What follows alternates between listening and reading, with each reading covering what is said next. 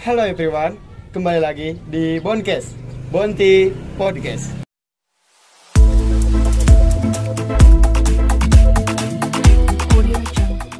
Nah, sobat kita semua, balik lagi di episode Boncast kali ini.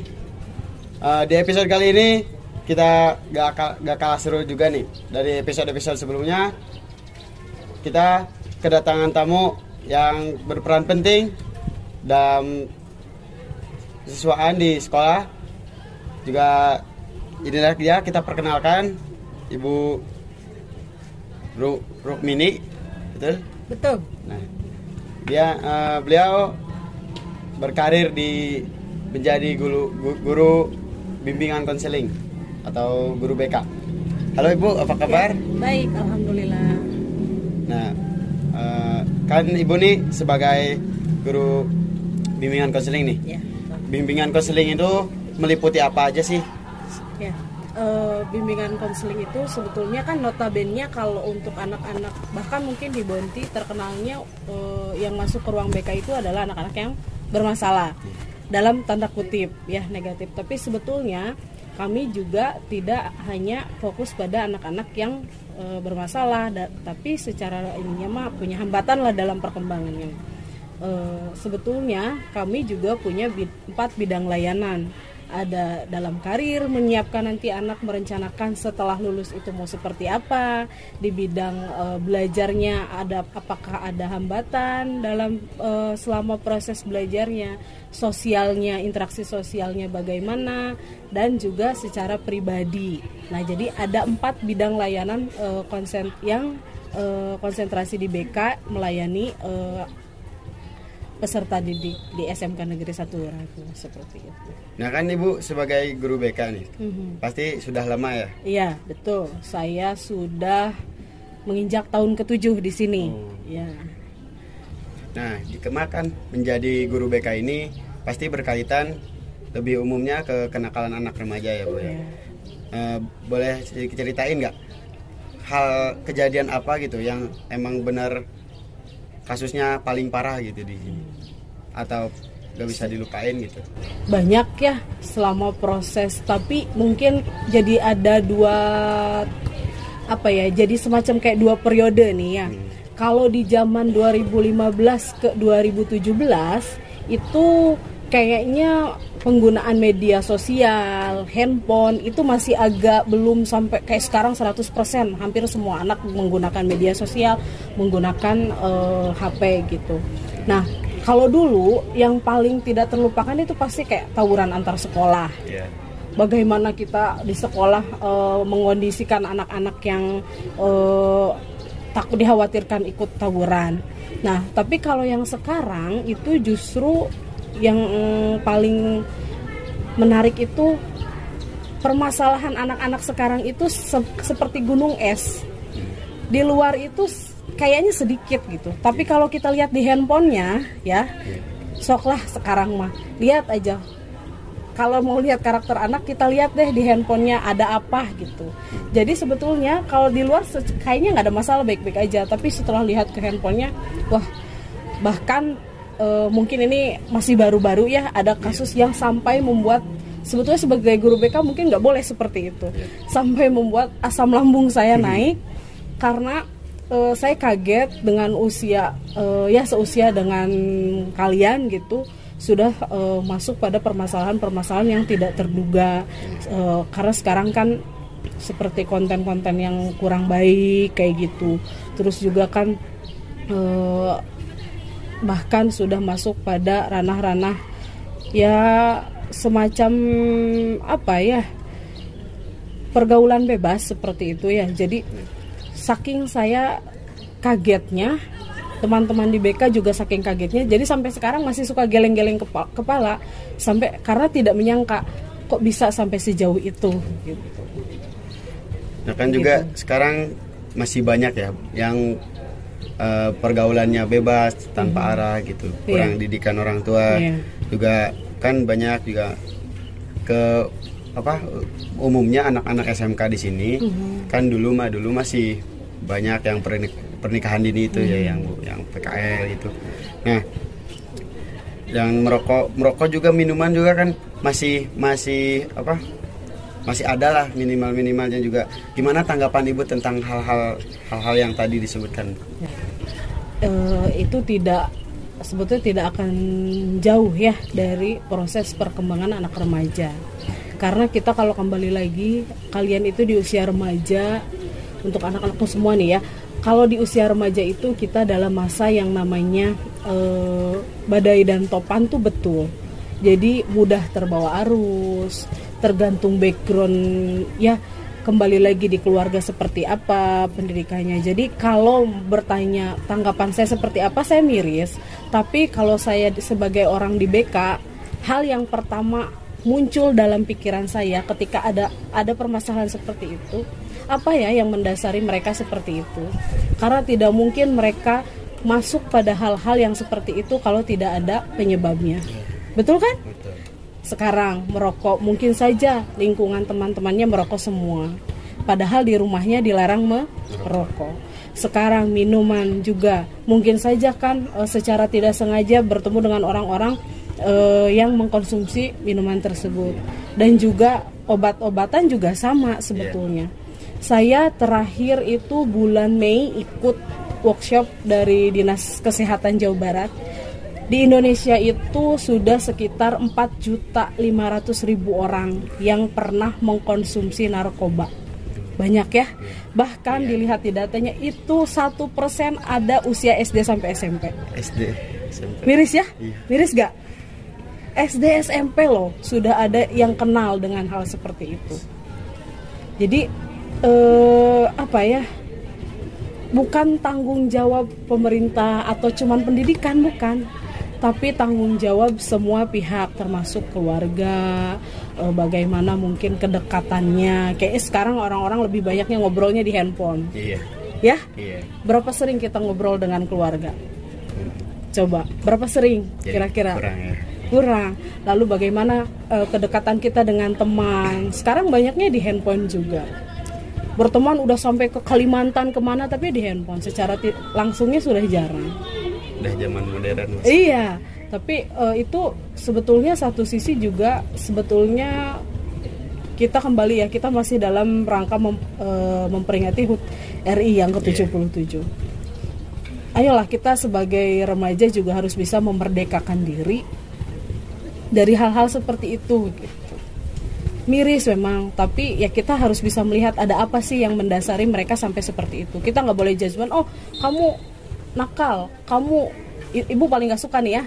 Makanya nih kalau sebetulnya kalau masuk ke ruang BK kan orang-orang kayaknya pada takut, padahal pada ngobrol sareng ibu oke gitu ya, sama ibu juga di ruang BK ngobrol baik-baik aja, tidak akan diapa-apain. Ibu juga nggak akan berani sampai nyubit atau apa, nggak berani. Justru kita cari solusinya bareng-bareng. Nah kalau orang misalnya kamu nakal konsumsi, kita lihat dulu ada apa sih yang membuat dia seperti itu. Jadi tidak langsung judgement, oh kamu konsumsi ini gara-gara, enggak, pasti ada permasalahannya. Termasuk kan sekarang seperti punten perpisahan orang tua, terus kita nih notabene di Kuningan Timur yang orang tuanya ditinggal di Jakarta. Betul nggak? Iya. Ya, rata-rata kan perantau, jadi kurang perhatian dari orang tua. Nah dari situ juga nanti kan masuk ke bagaimana pertemanan dan lain-lainnya gitu. Nah kan gimana ya, maksudnya secaranya nih kita sebagai terutama ibu kan udah sebagai seorang ibu lah, melihat anak-anak muda yang sudah tersesat jalan lah intinya gitu. Gimana cara memperbaikinya gitu? Bertanya dong biar nggak tersesat. Nah ini sekarang lagi bertanya ya. Kembali lagi sebetulnya ini bukan tips ya, tapi kita sama-sama evaluasi, kita sama-sama, saya sebagai guru BK juga harus selalu belajar gimana perkembangan anak-anak sekarang, pergaulannya anak-anak sekarang kayak gitu. Kita sama-sama belajar. Yang pertama nih, supaya tidak banyak terjerumus pada hal-hal yang negatif. Kita di sekolah menyediakan eskul. Betul nggak? Ada berapa eskul? Banyak. Ada 10 atau 11 gitu ya.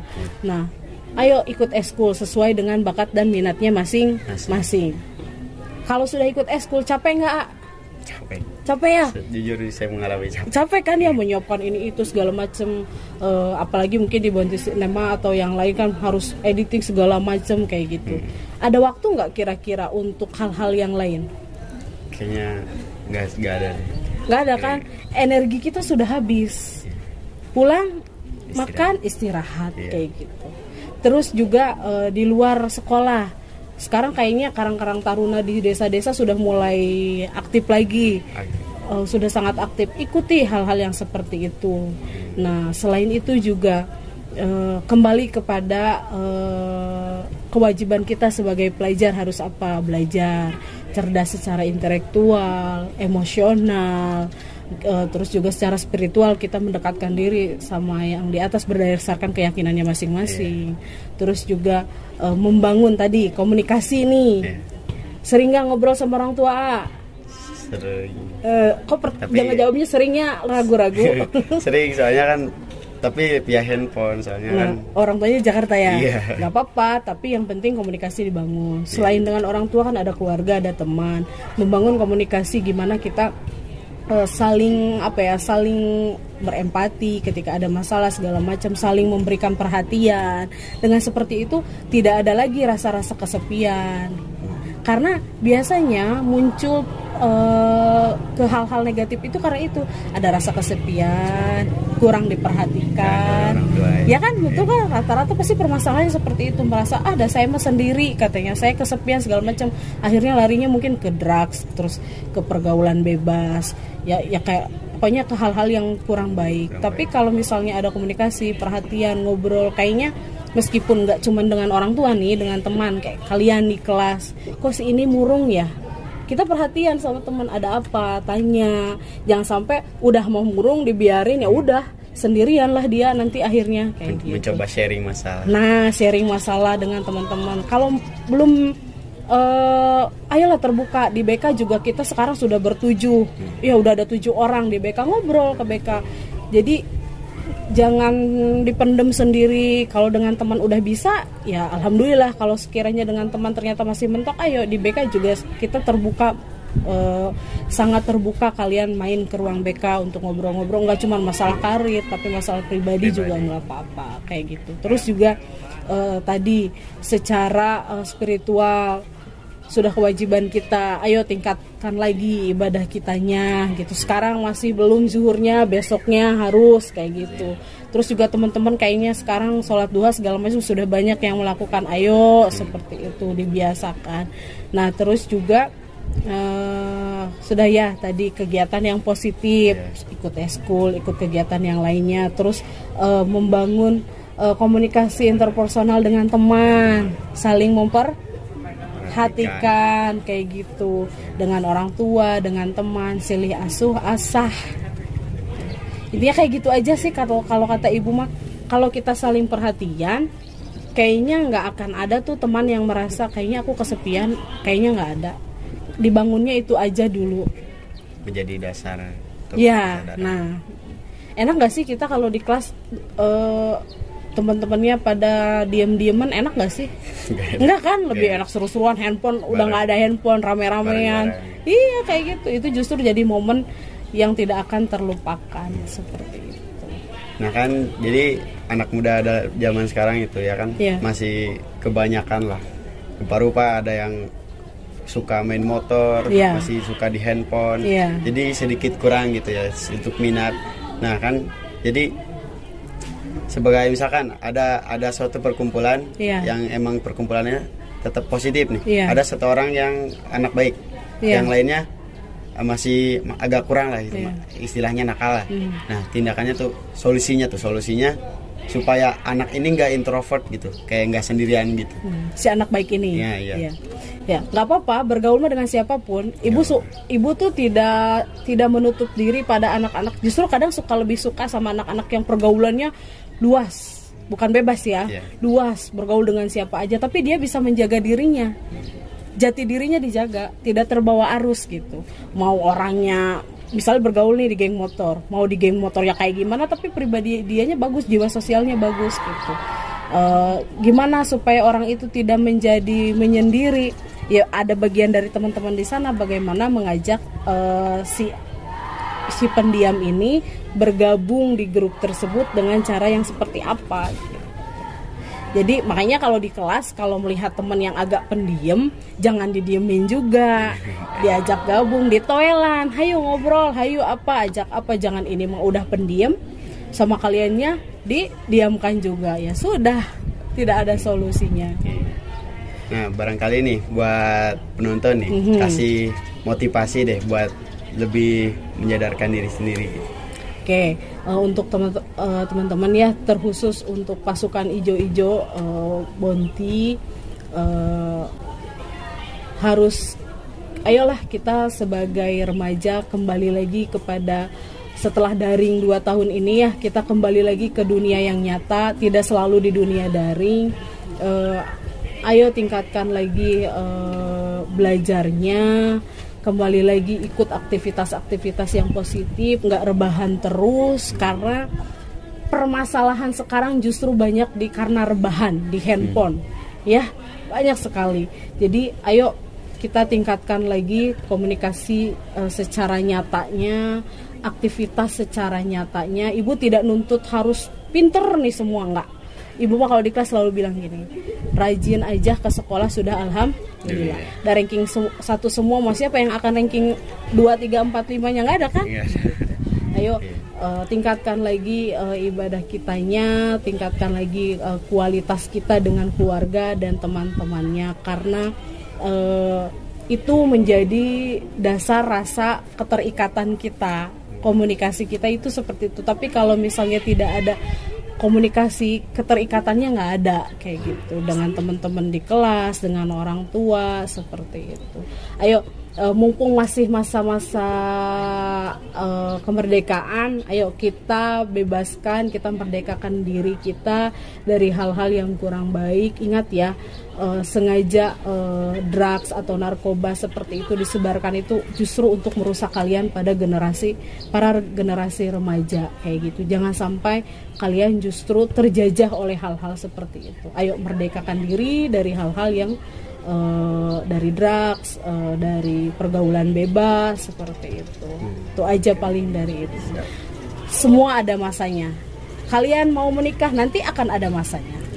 Ya, seperti itu. Kalian mau bermasyarakat secara luas nanti ada masanya. Tapi sekarang selama masih sekolah, ayo ingat hak dan kewajiban kita dulu sekarang sebagai pelajar. Itu fokus belajar. Nah, fokus belajar, fokus membangun interaksi antar sesama di sekolah, di masyarakat seperti itu. Fokus juga tingkatkan ibadah kita juga. Itu aja sih dari Ibu Ma. Oke, mungkin cukup ya untuk sharing-sharingnya. Kalian untuk penonton ambil positifnya, hilangkan negatifnya. Betul. Meskipun banyak kejadian-kejadian itu sebagai contoh. Iya. Kita sebagai warga negara Indonesia harus tetap ingat dan sadar akan diri kita, harus mempunyai arah kemana tujuannya. Betul. Mungkin untuk episode kali ini kita cukupkan sekian. Terima kasih untuk Ibu. Mohon maaf juga menghambat waktunya ya. Tidak apa-apa. Ya, dan juga prosesnya cukup perjuangan juga ya Bu. Iya, alhamdulillah. Queen, cukup, terima kasih. Jangan lupa buat kalian nantikan episode-episode selanjutnya di Boncast. Jangan lupa like, comment, and subscribe, and share ke teman-teman kalian supaya mereka pada tahu nih di SMK Negeri 1 Luragung ada apa aja. Oke, see you next time. Goodbye. Good job.